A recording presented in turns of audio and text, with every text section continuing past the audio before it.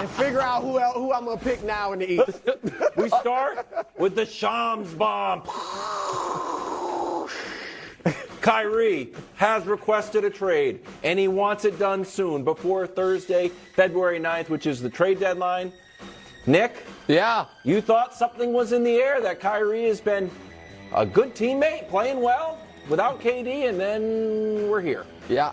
What's your reaction? Well, not to make it about myself, Bro, but, he did say it's always good to be Mr. Consistency, but days like today, it's a little extra sweet. Because while Brew could not help himself but be hypnotized by Kyrie Irving's bag, while Brew just a week ago was arguing with me when I said that I didn't think Kyrie, given everything that comes along with him, deserved to be an all-star at all, much less a starter. Hold on, he still shouldn't have been an all-star? He still should not be an all-star. He should be he should be an all-star. Wearing the Nets jersey? He's off. He should be an all-star. Okay, but here's the thing. The Kyrie KD era, which was never an era, now appears to be over. Can we look at the final results of it, please? Are we sure this is over now? Oh, I believe it's over now. Okay. So they I've done definitely this before. 87 games. They won a bit more than they lost. They made the playoffs twice. They won one series. They also had one allegedly close sweep. I put that on the graphic for you, buddy. I think it was 16 total points. And they won Qualified. 6 games total. Sweep. At some point, Brew, you are who you always have been. And I don't mean you, Brew. I mean it metaphorically. And Kyrie Irving has been the most unreliable alleged star the league has had since Stephon Marbury. And that might not even be fair to Stephon Marbury. And so, you give me that look. I covered Steph too. Okay, Stephon. well then it's fine. Then it's fair. Then we'll leave it there. And the fact that otherwise really smart basketball people. This isn't even analysis. This is just a self-congratulatory. Listen, the fact, roast. Yes, I have so much respect for your basketball knowledge and instincts. Yet somehow you kept getting okey-doked by this guy because he had 2 weeks of good behavior. Who could have seen this coming, Brew? Everyone. Actually, it was 2.5 months ago. 76 days to be exact, Kyrie was on his best behavior. And look, I do try to give Kyrie the benefit of the doubt. Because, and this part is serious. I understand a young black man in America searching for his identity and his history in this society. So I try to give him the benefit of the doubt. But the lack of self-awareness he's showing in this is nuts. Because I only see what Kyrie needed to do is play the best basketball he could, not be a problem, which he done for, like I said, 76 days. It was just like he couldn't stand it anymore and had to cause chaos again.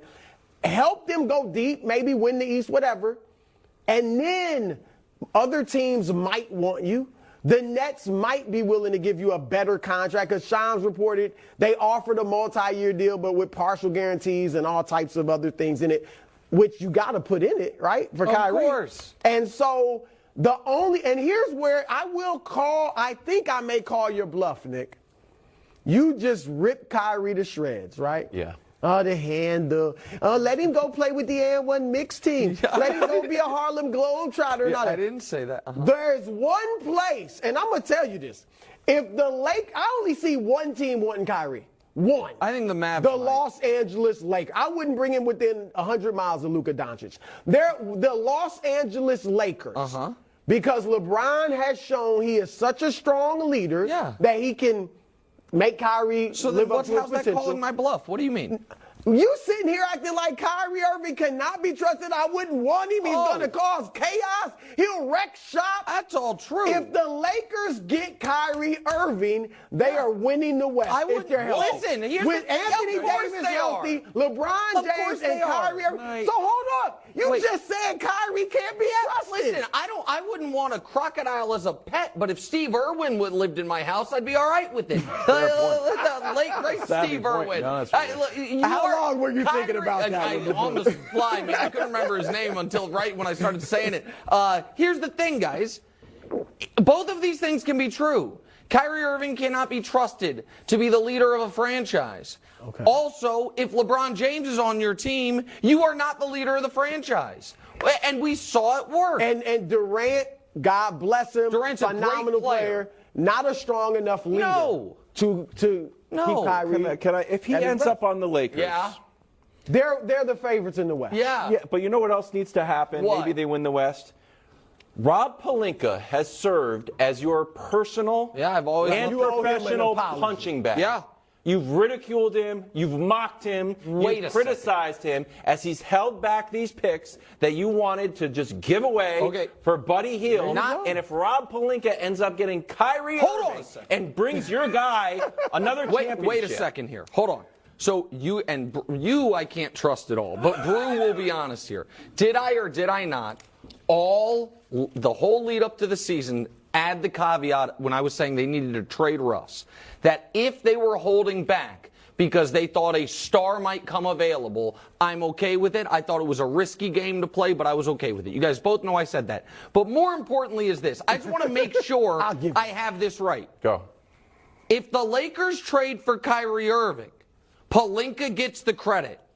No. I just want. I mean, look. Hold on. He is the GM. I get it. I get what you're saying. But because but he's the GM. That's fine. But I was told he gets none of the blame for the Westbrook trade. Well, you blame him. No. I'm talking to you, Kevin Wildes, who whenever I say anything about the Westbrook trade, you roll your eyes like all of NBA media does and says LeBron made him do it. Do we think Kyrie would be interested in the Lakers, or the Lakers be interested in Kyrie if LeBron's not there? Okay. Do we all agree this would only happen because of LeBron? Yes. So if this trade happens, I don't have to take a damn thing back that I've said about Rob Pelinka. It's just that evidently LeBron gets all the credit and the blame for all of the Lakers' personnel moves. Now, let me say this, because here is the caveat.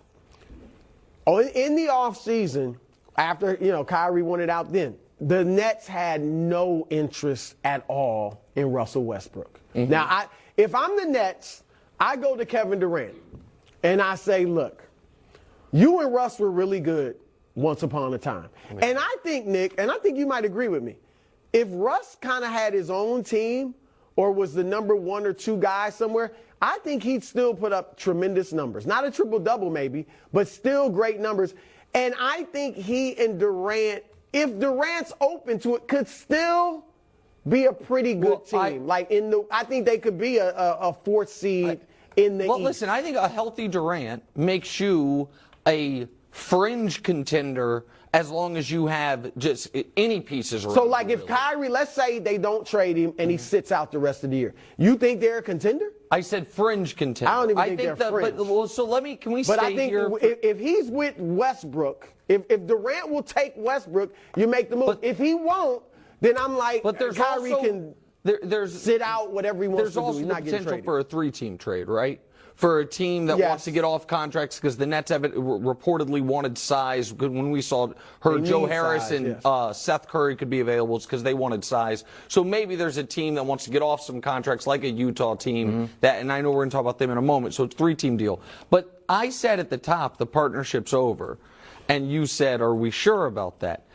If they don't make a trade, Brew, would you play Kyrie? Would you now that Kyrie has demanded a trade, would you, if you were, who runs it with the Nets? I'm not even sure anymore. Does he, though? I'm not sure. The Sean Marks, which Wildes was, pretty early on, that Marks hasn't done a great job. You think? Would you let Kyrie Irving suit up again for your team? Yes. You would? Yep. Okay. I would. And I'm going to be honest.